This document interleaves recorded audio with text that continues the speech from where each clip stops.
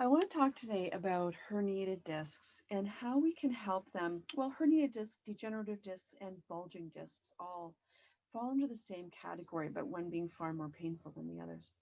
But I want to talk about these things from the perspective of a standing position, how we can find remedies to get less pain in our bodies, that pain that runs down the sides of your legs, but also how to help our vertebrae, our spine, our structure to be healthier. And there are lots of great ways that are really easy to do that. So, as with all of the videos I've done around this topic, I want to start with the breath. Partly because the breath is the bridge between our mind and our body. It centers us, it brings us into the moment.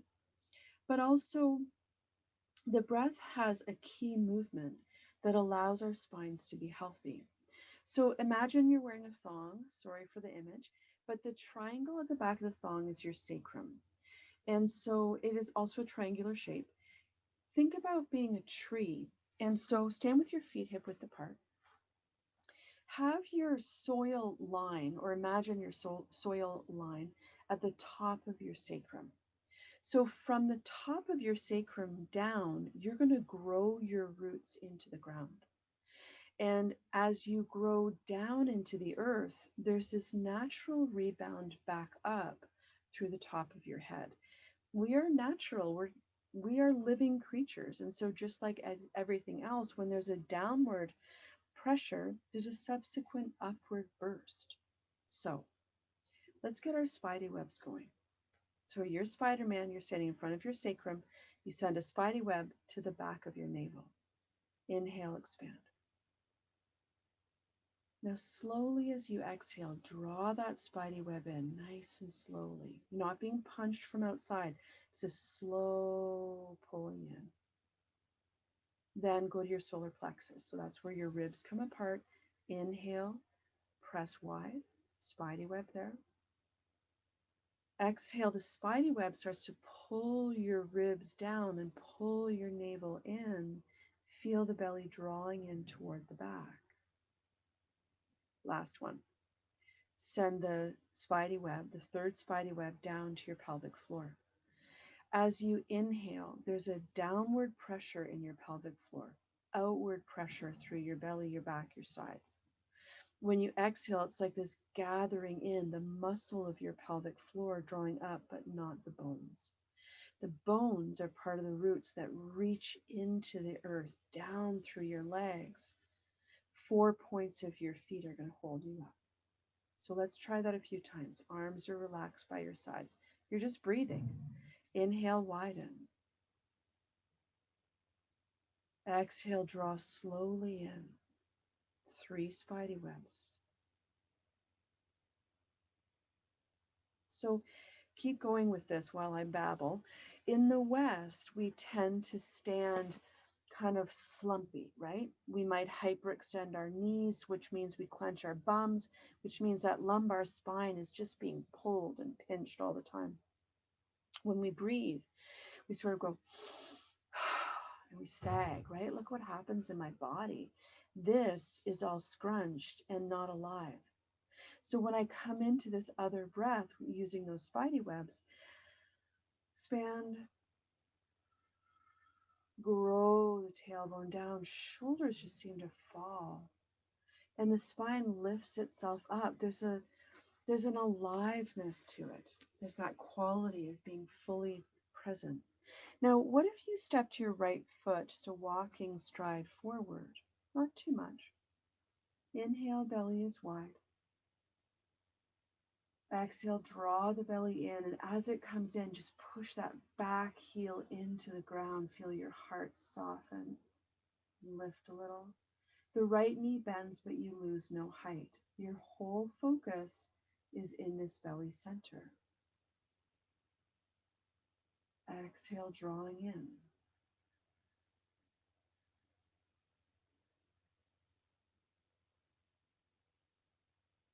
Feel how the neck can release. One more.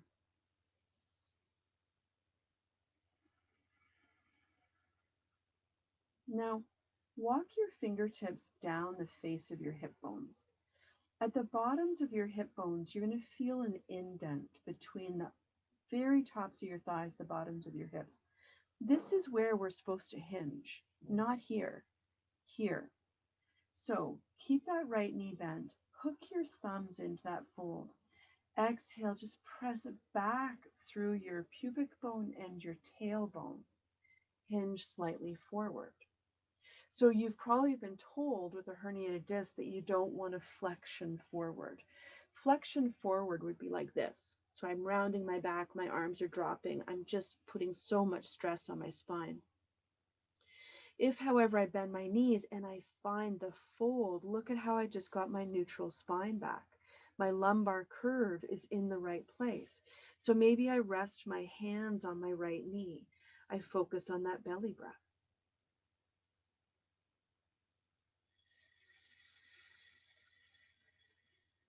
Now, when I want to come up, I want to bend my knees more, pull my belly to my back, utterly supporting my low back, shoulders are down, and I'm up.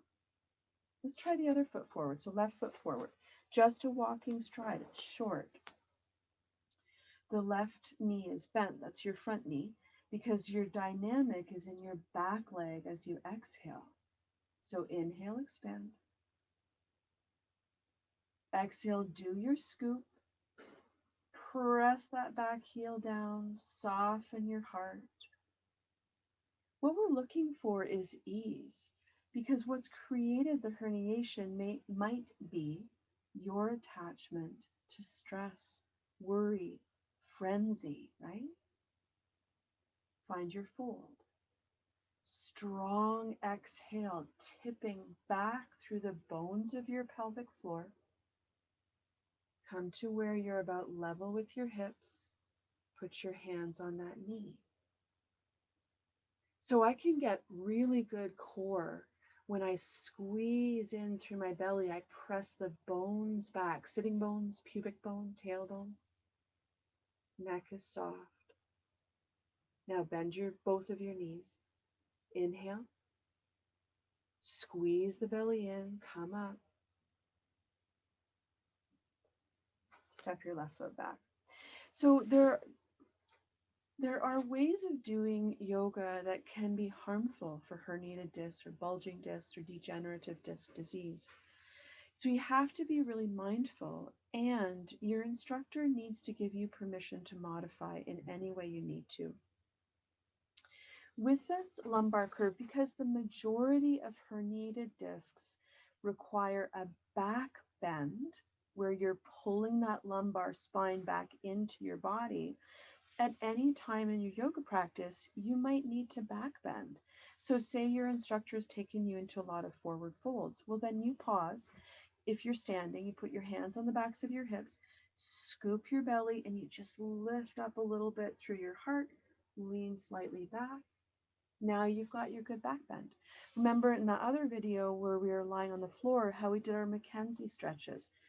Same thing. So if I have someone come to my class and they have a herniated disc, L4, L5, L5S1 is usually the place, then even if we're doing a lot of forward flexion, lying on our backs or whatever it is, I'm going to get them to know that at any time they can do a back bend. So Uttanasana is a standing forward bend. So if I were fine in my discs, then no problem. I'd bend my knees a little bit, I'd hinge forward, and I can just drop my back, right? My body is against my thighs. However, for a lot of us in the West, this area is overstressed and understrong. So what we want to do is feet are hip width apart, we find our fold again. Now press back through the pelvic floor. So you see how I'm getting the benefits of a forward fold without any flexion of my low back? So here I am. I can have my hands just above my knees. I want to exhale, find that deep breath again. Inhale, expand. Exhale, not to round my low back, but to push back through the bones of my pelvis and feel my spine elongating. Maybe over time, you go elbows down. And then over time, because this will mend, You could go belly on thighs, but still your knees are bent. And then maybe over time, maybe, you start to raise the sitting bones up. Head falls. We bend the knees, we scoop the belly, we come up, keeping a long, straight back. So there are the back muscles that might be pulling you tight and creating the herniation. Maybe it's the time you twisted and lifted.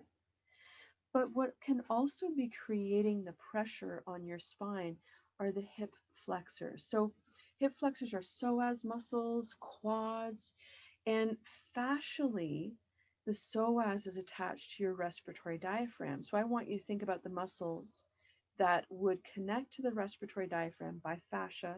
I do know my anatomy. Think fascia. And then all the way down to your knees. Think about all of that train. If this is short, then look, if this is short, if I've done so many crunches, so many abdominal crunches, that this is all tight, look what's happening to my back, right? I'm curling my tailbone like Pee Wee Herman all the time. This is so tight. This is creating the lack of curve in my lumbar, which I don't want. So how do we extend hip flexors? Well, you can lunge, right? So lunging, it's this back leg. I'd be looking at that hip flexor. I could go back knee down, but that's a great one. Just feeling your hips coming forward, pulling in. I've got my lumbar curve with that, right? That's great. I can do the other side. But while I'm doing this, I want to think about that breath because muscles, soft tissue needs to both expand and contract. It can't only contract. So inhale, widen. Exhale, squeeze in, wrap those quads in, sink into your deep lunge, right? Always bringing the belly to the back to support your spine in the vulnerable places. But here is a stretch, a release really more than anything that I love. So I get a stool, or when I was in the studio, I'd have a couple of yoga blocks piled up. I want to be fairly close to a wall through the curtain. Wow, that wall's far away. I can feel the wall. So I want to step 1 foot on the stool. So, and I want to be kind of toward the edge of it so that when I step up, my other leg can hang in between the wall and the stool. And what I want to feel with that other leg, the hanging leg, is I want to feel like it's a loose tooth. So I'm not tensing in any way. I'm just letting the foot dangle. I want to be a little bit closer to the edge here. So I don't want that my right foot to come into any connection with the stool. Sometimes I get a really good release when I let this hip drop down, the hanging leg hip drop down. Other times I want to pull that hip up level, really work on the belly breath and let the leg hang from there.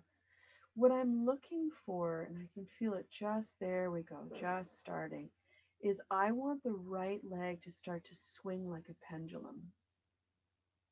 I'm not making that happen. It's happening because the tissue, the soft tissue, the muscle, the hip flexors are starting to unwind. So it might be a circular movement, it might be forward and back. It's such a lovely way to release your hip flexors without feeling a need to dig in and be aggressive with them. Feels like they're done. I'm going to step down. Now, it might be that you don't get any movement from your leg. So what you could do is, I'm going to do the other side, but I would suggest that you turn around to do the other side. But because it's pretty familiar for me, I'll just do it from here. So if you don't get any movement from your leg, you could swing it with your hand and then see if that sort of bolsters some movement. I'm just going to hold up here. Or you could wait. You could know, well, if I don't have any movement, then this is pretty tight, these hip flexors. So I'm going to try this over a few days. The other way you can do this if you don't have a stool handy is you can stand on your stairs. Just make sure you're able to hold something like the joist of a ceiling. It's probably not called a joist. I'm probably getting that wrong. So there's the movement. I'm starting to go. So I want to see, well, maybe I can just let that hang a little bit more. And I want to unclench my teeth, breathe in the belly. Not so much of an active exhale though, because I really want to give this tissue a chance to unwind. And when it feels like it's run its course, there it is. I'm going to step down gently. Now you can stay for longer than that. You can stay for, up to 5 minutes. It really depends on what you're feeling in your body. So a couple of things I want you to take from this video. One is core strength is about more than just contraction. It's also about elongation and expansion. If you're only contracting, you're actually increasing the vice grip on your spine. That being said, when you're in pain, I get why you're mostly contracting. But over time, maybe try the lying down versions on the other video. Over time, I'd really like to see you expand and contract. The other thing to think about is it's more than just this one spot. What is, if I took my shirt and I started to wrap my sort of fist around this area, my shoulder is changed, the waist of the shirt, the bottom of the shirt is changed, my underarm feels different. So when you're dealing with fascia, you need to look at more than just the site of pain. What's pulling the fabric around that site, and how do you start to unwind it? Fold at the base of your hips. This is key. This is your sacred hinge right here. So you want to make sure always that's where you fold. Then you can keep your neutral spine no matter what you're doing. From there, do you remember we were lying down and we stretched our legs back? Well, why don't you flamingo one leg, come slightly forward, really drawing the belly to the back. You just try stuff out. How can I keep the inhale and the exhale, that central axis of my body staying strong and clear to unwind that disc? So you're not a lost cause. You're not alone. In fact, there's a lot of people in your club. And there's stuff you can do every day and with every breath. So step in, get those spidey webs going, support yourself, and we'll do this.